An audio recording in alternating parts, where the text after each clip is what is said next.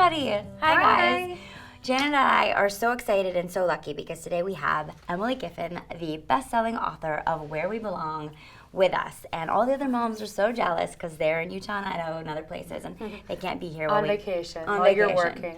Well, Sorry, ladies. This is pretty fun work, isn't it? I mean, if this is awesome. work, I'm pretty into it. Well, We thank you loved your for book. having me. It's such a pleasure to be here. Thanks for making time on a busy book tour. We loved your book. Loved it. And we're gonna dive into why. But I also want to tell you guys that we have a giveaway going on for a Kindle that has Emily's book preloaded onto it. And if you tweet us at the MOMSVIEW, #TMV Book Club, you are eligible to win this amazing giveaway. And then you can read Emily's book along with us because we've already enjoyed it. And we will be talking about it with all of our moms on Friday, September 7th. How did you start writing? What sparked the desire to do this? Writing this book? Everything. Or everything? Just your career as a writer. It's something that I think I wanted to do since I could first write. I think really before I could write, when I was just reading, I just thought if I could just write a book, that would be such an amazing thing. So it was always my passion. I think the more fitting question would probably be, why did I go to law school? That's a good. But I think that in thinking about, I think a lot of people go to law school because they want to achieve, but they don't know exactly what they're going to achieve, and they're afraid of, God forbid, getting off this perfect path. And so I think that's why I went. And it was at some point, it was really the first day at my law firm in New York. No, pretty much I knew from that. But I just wanted to pay off my loans and start writing. So That's incredible. yeah, but I don't regret going. I think No. even hellish experiences are fruitful ones for a writer, right? Yeah. And you are a mom yourself. I am. Tell us a little bit about your children. Well, I have 3 children. I have identical twin sons. We were talking about how you've been on bed rest a little bit. I was on bed rest extensively with Edward and George, and then I have a 5-year-old Harriet. So Harriet got her back to school haircut today. Edward and George went with my husband to Pittsburgh for a Pirates game. So they're having a good last few weeks of summer. That's so sweet. Yeah. It's tough juggling it all, but I think that's very true common. for all working mothers, all mothers. You just have to do the best you can, and you can't make compromises, and life's not perfect. Absolutely. Life's not perfect. Just theme of all these books, right? No, it's true. And learning to accept learning to accept the imperfections. I love the book. I know Janet loved it. I loved it. Everyone Absolutely did. loved it. Thank you. Why did you love it? Yeah, tell us. Yeah. Tell me right now. I love it because On the spot. I loved it for a lot of different reasons. I actually really identified with Marion. I was 36, living in New York, dating a guy who I didn't know was the right one. I was worried about not having enough time to start a family, which was really important to me.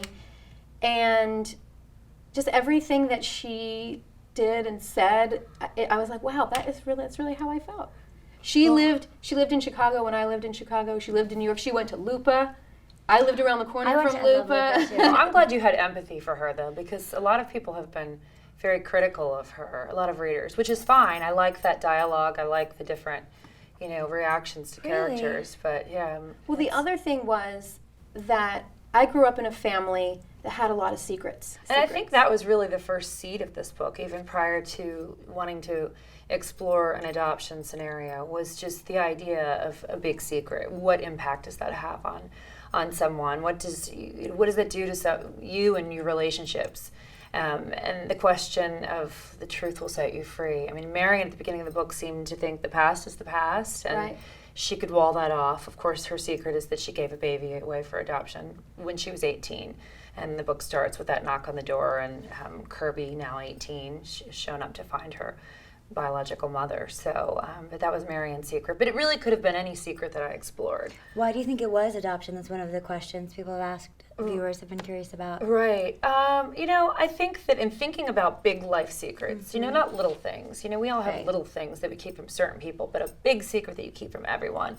A lot of them were rather grim. I didn't want to explore incest or abuse or even long-term infidelity. I remember when I was a lawyer, there was a partner at our firm, and came to light that he had a family on the Upper East Side and a family on the Upper West Side. Wow. So, I've See, I've that done kind of the thing is in my family too. Yes, I mean, except in different countries, like that kind of secret. That's a little safer should than write a Upper book East, about Upper West, Right. But so yeah, I think that was really the genesis. But adoption is so interesting because I write about relationships and Right. people and how they feel about things, and you just look at one, in one adoption scenario, you have the biological parents who, and the mother who makes the decision, this very noble decision. The circumstances surrounding Marion's choice weren't altogether sympathetic, but certainly the decision to have a baby and give it away is the ultimate in generosity. So you have that viewpoint. And then you have, the adopted parents and how they feel when it's inevitable, I think, when your child goes on this search to understand her identity, that you would feel like, well, aren't we are your family, aren't we your identity? But I think the thing that was interesting about this book for me was Kirby as an 18-year-old, I think her feelings about her identity and where do I belong and how do I fit in are so universal to being 18 that for her it was very much adoption became part of her quest. But I think that, I wasn't adopted and I felt, that way at 18. I mean, doesn't everyone to a certain extent? It definitely resonated with me.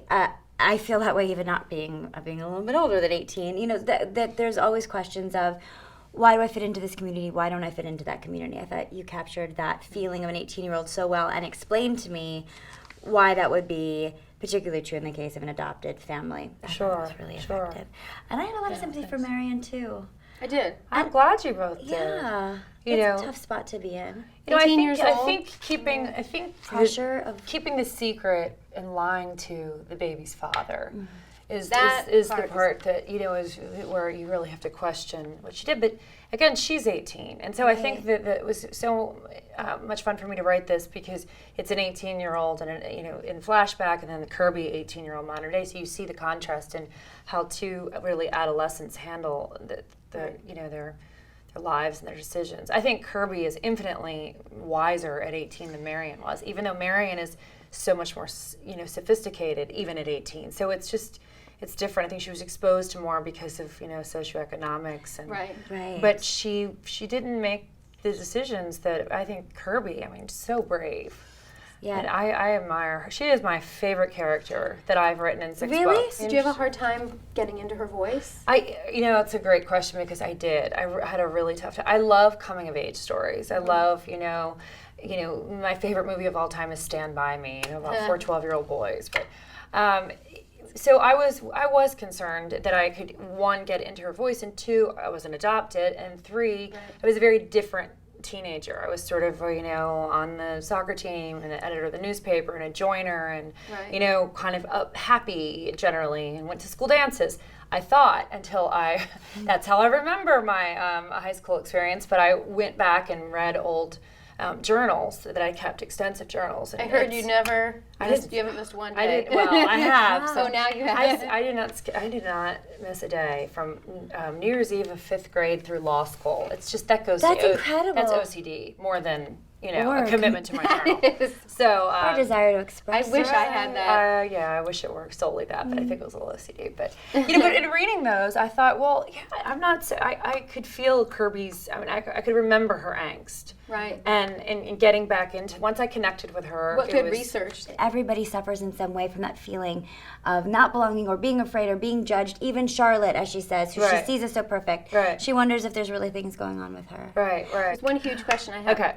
What happens after the story ends? Well, we can't. Really? You're gonna? We do have a lot of viewers who want to know. No. After it ends. Oh, I know. But in answering that, wouldn't I be suggesting what happens on the final page, perhaps? Well, actually, I mean, can I change that? Can I take that into your question? Yeah. Yes. Dal Murray asks, and we've had many because we've asked our viewers what they wanted to know when we had them. Is there going to be a sequel? That's what I'm to asking. Where we belong. You don't have to give it away, but tell us. This is the first she time. Said she wanted so more. I've written 6 books. Obviously, Something Borrowed and Something Blue. There was a sequel. And I've never had the desire to revisit characters before now. It was interesting, too, when I came out to LA last month to see about the book being optioned. Everybody wanted it for television except for the producer I ended up signing with. And I think that's because you can really see these characters living on, and you can kind of imagine what they might be doing. I closed the book and I was like, You know, but come on, you know. I mean, I know, but I I hope don't so. know. I hope I know. They live You in know. 2 different. Okay. You guys are gonna have to read to find out because it's that exciting that everybody really reading is. it wants You need more. to do the sequel. So Okay. Is there any message that you want readers to take away from the book? Yeah, you know, I never write with a single message in mind. I never sort of set out to convey a message. But at the end, there's always one that emerges. And I think for this book, I think for every reader it'll be different. But I hope that it's illuminated for each person, sort of the idea of where they belong and where they fit in, and the questions: who am I, and where am I going, and who will go with me? I think as part of that. So that's wonderful, and that sometimes where we belong, I got from this that sometimes where we belong isn't maybe where we thought we did, but if we're open to it. I like that. I like it too. What she said. It's from the What she book. said. It's from you, Emily. Thank you so much for being with us. It You was so much guys. fun. Number 1, we have a really exciting giveaway. We're giving away a Kindle preloaded with Emily's book, so Where We Belong, so that you can join us in our book club. Go to our Twitter @TheMomsView. Tweet us, follow instructions there, use the hashtag TMVBookClub, and you could win a Kindle and also a hard copy of Emily's book. Links to buy and purchase this book are going to be in the description below, so you can join us on this exciting conversation. As you can see, we have so much to say. Yeah. We're falling all over each other, so when we have all the moms here, you know what it's going to be like. So read the book with us, join us, and thank you so much. Congratulations, and thank you for writing. Thank you. And I want to know the baby's name when you have it. So I want to be on the email distribution. I'll tell you what we're thinking. Okay. So thanks again for watching, guys. Read the book. See you next time. Bye. Bye.